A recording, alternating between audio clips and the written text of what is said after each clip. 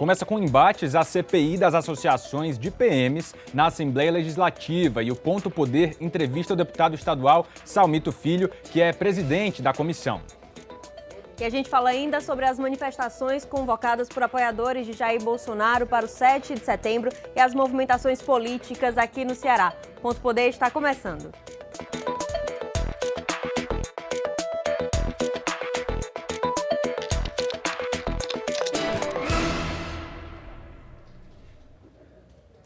Olá, sejam muito bem-vindos. O Ponto Poder está no ar.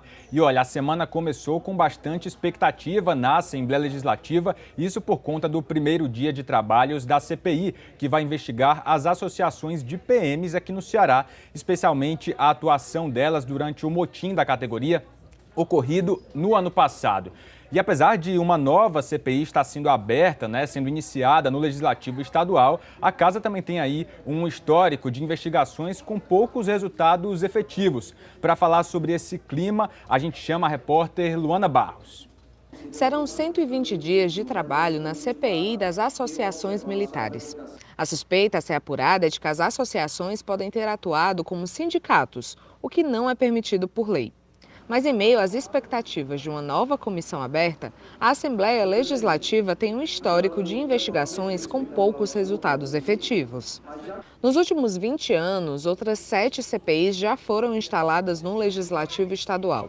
A do Banco do Estado do Ceará, o BEC, a CPI da exploração sexual, a dos grupos de extermínio e a CPI dos desmontes.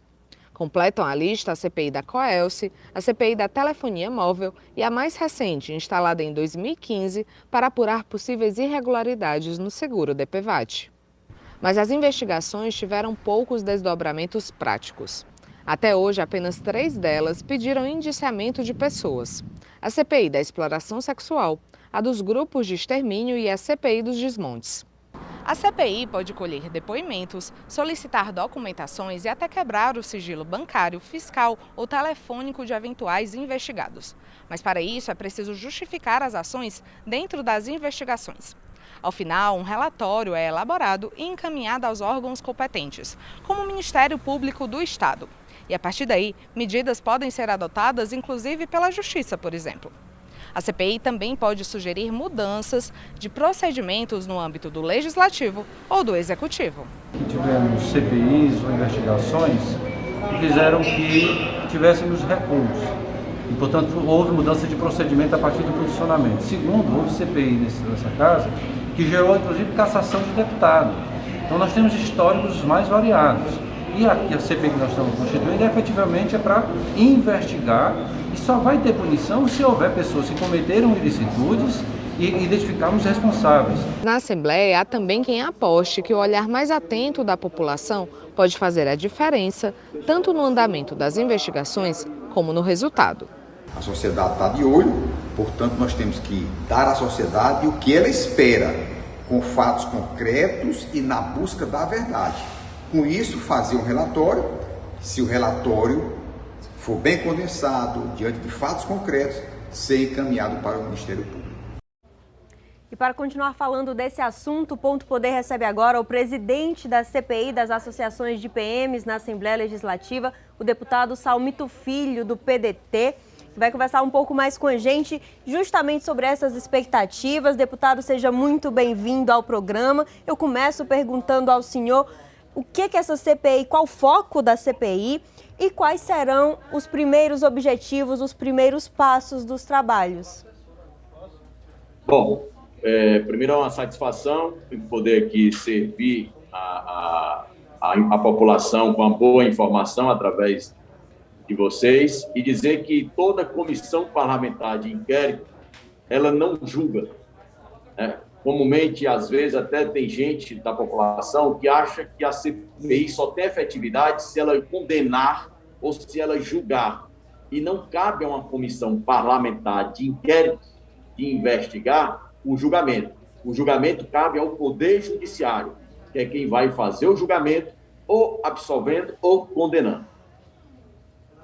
Deputado, a gente teve aí já o pontapé das investigações nesta terça-feira, com a primeira reunião da CPI após a instalação da comissão. Foi uma reunião já marcada ali por alguns momentos de embates entre parlamentares governistas e de oposição, inclusive com fatos da vida pessoal de alguns parlamentares terem sido colocados à tona durante a reunião.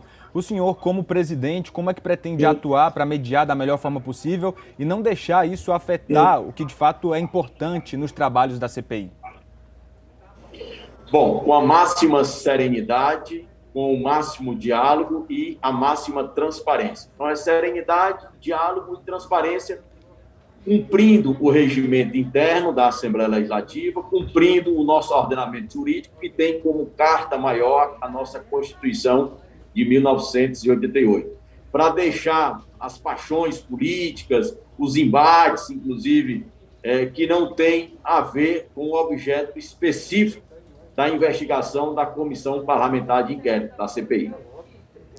Deputado, e para quem nos assiste nesse momento, eu gostaria que o senhor explicasse qual é a importância dessa CPI, o que ela está investigando, por que a população deve ficar atenta a esses trabalhos que começaram a ser tocados hoje.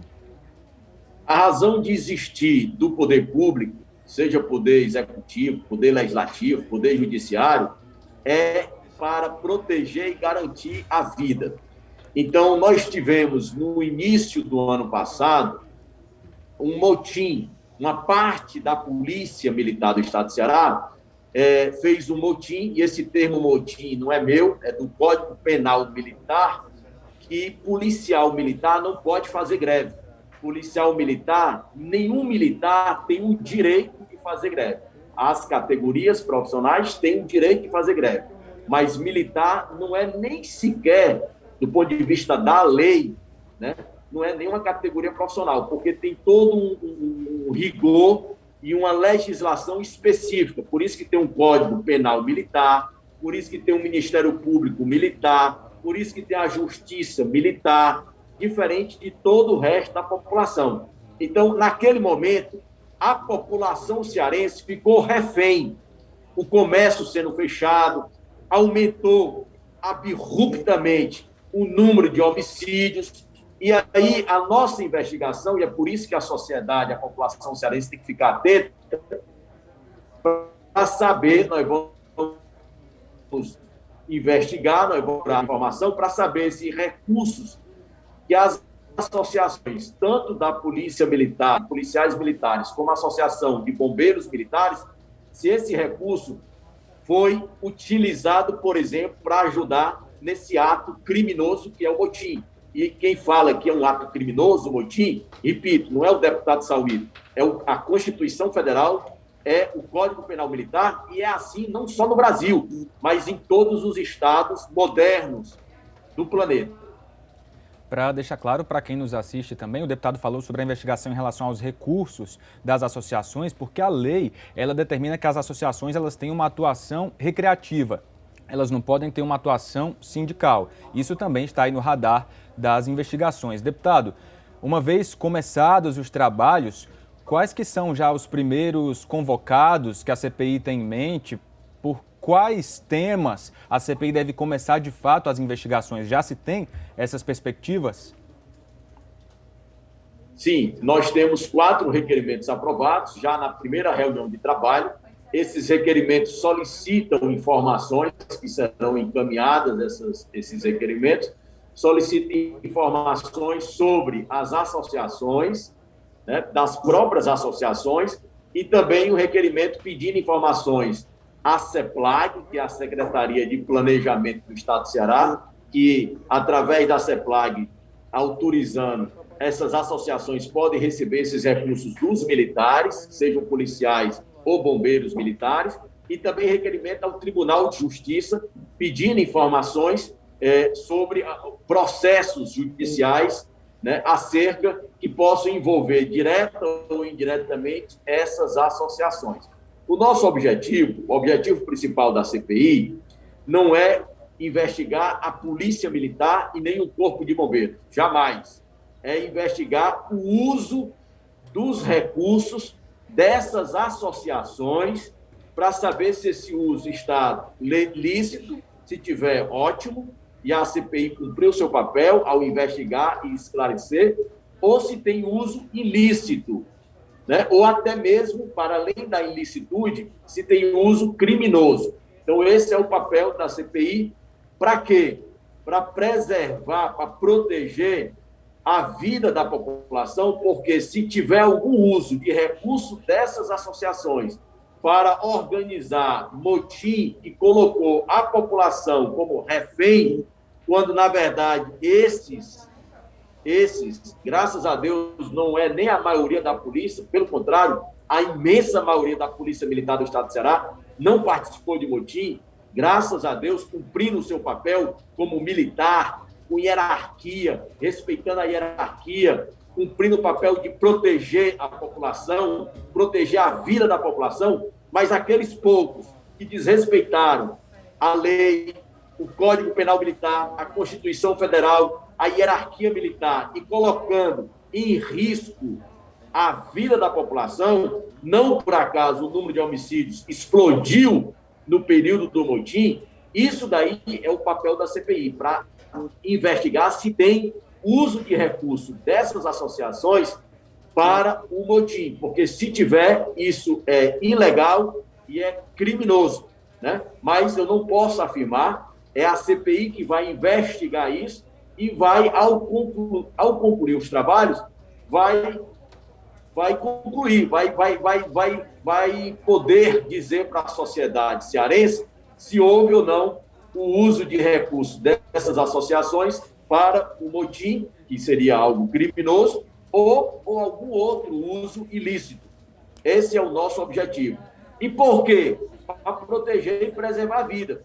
Se nós pegarmos em qualquer lugar do planeta militar fazendo motim, isso daí subverte a ordem. Isso daí é o caos, é a barbárie. É como dizia o pensador inglês, né, Thomas Hobbes, o homem vira lobo do homem. Então, o Estado ele existe para garantir a ordem, para garantir a paz, para garantir a vida. O Estado enquanto poder público. Então, esse é o objetivo principal da CPI. Esclarecer de vez, com a investigação, se houve o uso de recursos dessas associações, o uso lícito, se houve o uso lícito, ok, se houve o uso ilícito e se houve o uso criminoso, inclusive relacionado ao motim. Deputado Salmito, muito obrigada pelos esclarecimentos, pela participação. A gente deseja um bom trabalho à CPI e o Ponto Poder seguirá acompanhando. Até um próximo encontro. Muito obrigado.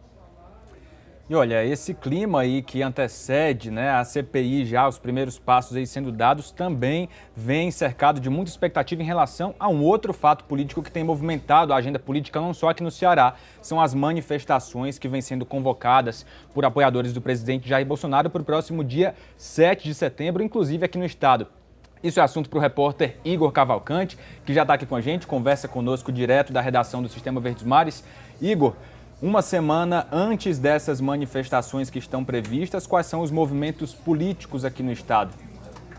Olá, William. Bom, essas movimentações estão a todo vapor, tanto aqui na capital quanto no interior. Em cidades como Quixadá, Campos Sales, já há uma organização aí, onde o presidente Bolsonaro tem ali eleitores, uma base mais forte, já estão se organizando para esses atos. Aqui em Fortaleza isso também se repete. Por outro lado, há uma espécie de força-tarefa entre os três poderes aqui no estado para tentar prevenir que esses atos não descambem, digamos assim, para ações antidemocráticas e também que não cooptem policiais militares nesse sentido.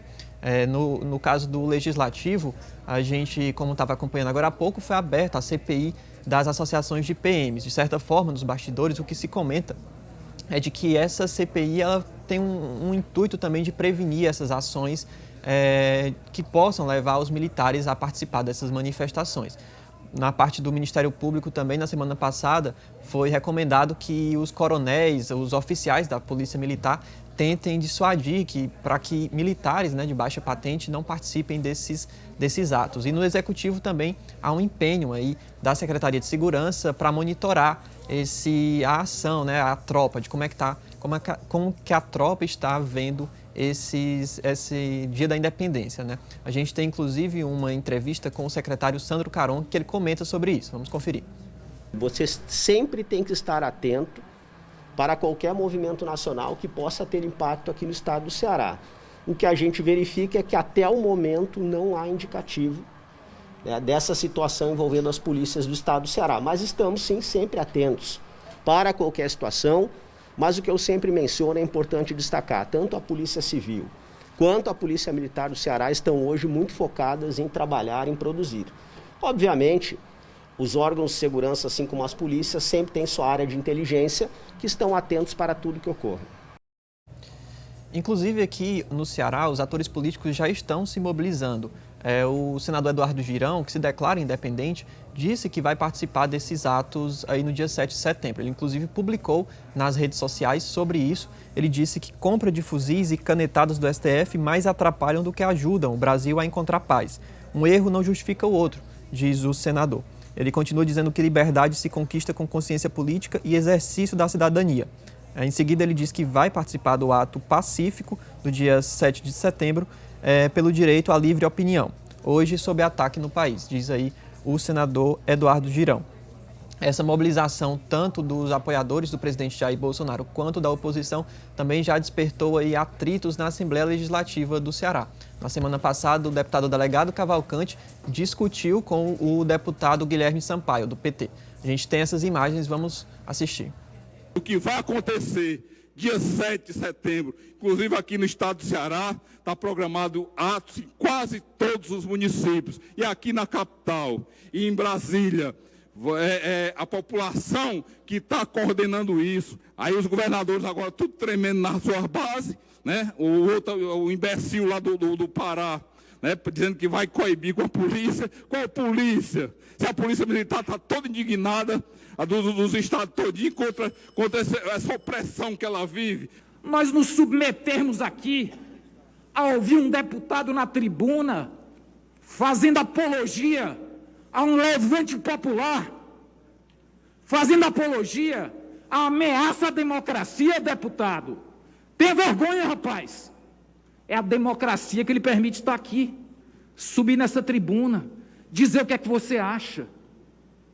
Isso é grave, deputado. Bom, Jéssica, o clima está bem tenso aí entre os políticos, né, e também nas ruas, esse monitoramento. A gente segue acompanhando e na próxima terça-feira traremos aqui a cobertura completa de como foi o dia de manifestações aqui no Ceará e pelo Brasil, aqui no Ponto Poder. Igor, muito obrigada pelas informações. Seguiremos atentos aí a esses próximos dias, o que aguarda, o que nos antecede até esse dia 7 de setembro. É isso, agora o Ponto Poder faz uma pausa rápida. Na volta do intervalo, a gente continua falando das expectativas, do que esperar para as mobilizações, as manifestações do dia 7 de setembro. É rapidinho, não sai daí.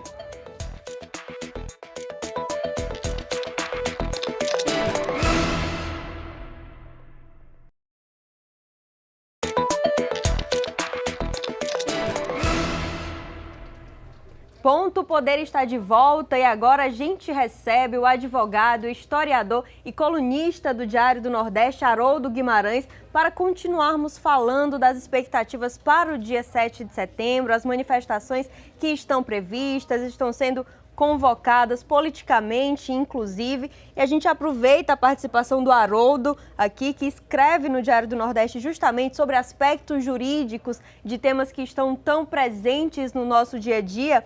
A gente aproveita, Haroldo, para saber o que constitucionalmente é permitido em termos de manifestações como essa que está prevista para o dia 7 de setembro.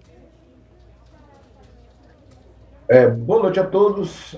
Para quem está vendo isso pela manhã ou pela tarde, bom dia, boa tarde ou boa madrugada. No geral, é livre a manifestação do pensamento. Nós temos um regime democrático, uma Constituição democrática que garante a liberdade de manifestação do pensamento, conforme artigo 5º, inciso 4 da Constituição, e outros ligados à ideia de liberdade, que é o direito de associação, o direito de reunião, o direito do exercício da sua crença filosófica, da sua crença política, da sua crença partidária.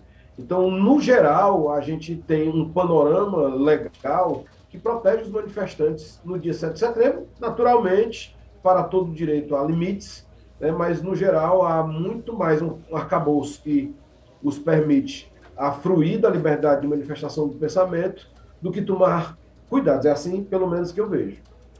Haroldo, você mencionou que para todo direito há limites, né? Nesse sentido, que excessos podem responsabilizar eventualmente um manifestante em um ato como esses que estão programados para o dia 7?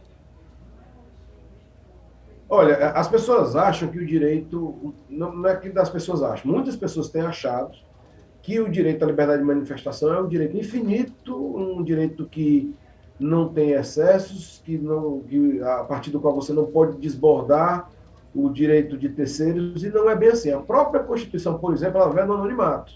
Então, se você fosse manifestar, exemplificando, vai se manifestar no 7 de setembro, não é bom que você esconda todo o rosto, né? Não é bom fazê-lo, não é permitido, não é proibido exatamente você usar uma máscara que cubra todo o rosto, mas como a liberdade do pensamento é garantida no Estado Democrático de Direito, sendo vedado o anonimato, conforme o inciso 4 do artigo 5º, é porque você não cubra o rosto todo, tá? Porque quem não deve, não teme. Isso aqui é um conselho pessoal, levando em conta essa regra generalíssima, segundo a qual você tem liberdade de pensamento, mas é vedado o anonimato. Eu acredito que também o cidadão deve se abster de fazer apologia a ato criminoso ou apologia a autor de crime. Isso é algo que está na Constituição Federal? Não. Isso é algo que está no Código Penal. Se você faz a apologia a criminoso ou ao autor de crime, você pode ser punido por isso, com reclusão.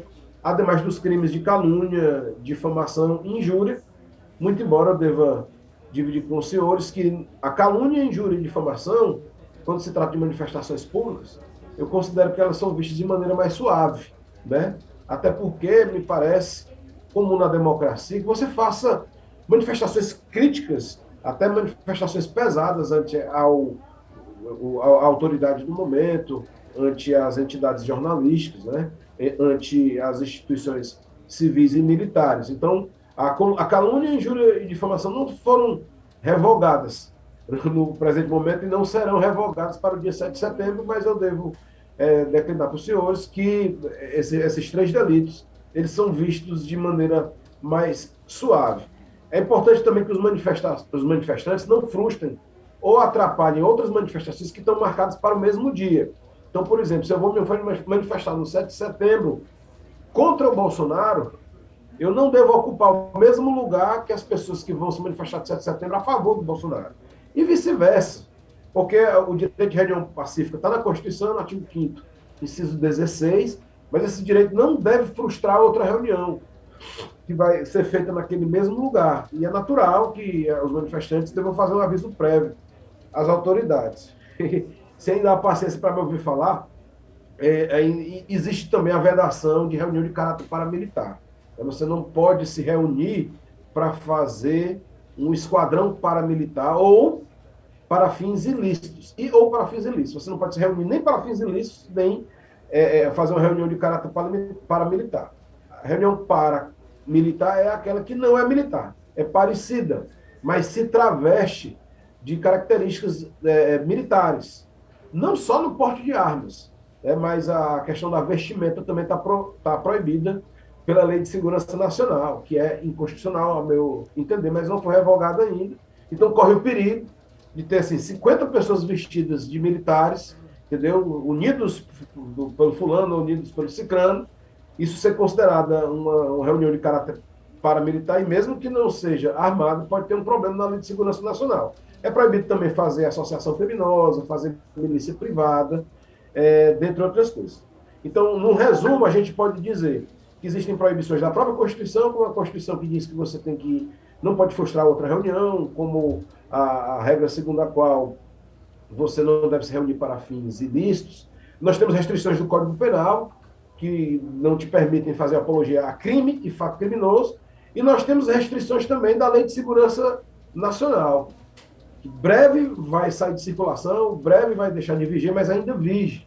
Né? Ela foi aprovada no substitutivo, vamos assim dizer, da Lei de Segurança Nacional, que é a Lei de Defesa do Estado Democrático, só que ela ainda foi aprovada no Senado, na Câmara ainda carece de sanção presidencial ou veto, que não vai acontecer até o dia 7. Porque se ele vetar, o veto pode ser derrubado ainda pelo Congresso, Enfim, esse trâmite, eu acredito que não vai ser realizado até dia 7. Então, até dia 7, nós vamos ter vigente ainda a Lei de Segurança Nacional, que é mais severa com relação às proibições. Então, por exemplo, você não pode devastar, saquear, extorquir, depredar por conta de inconformismo político. E você pode ser preso em razão disso.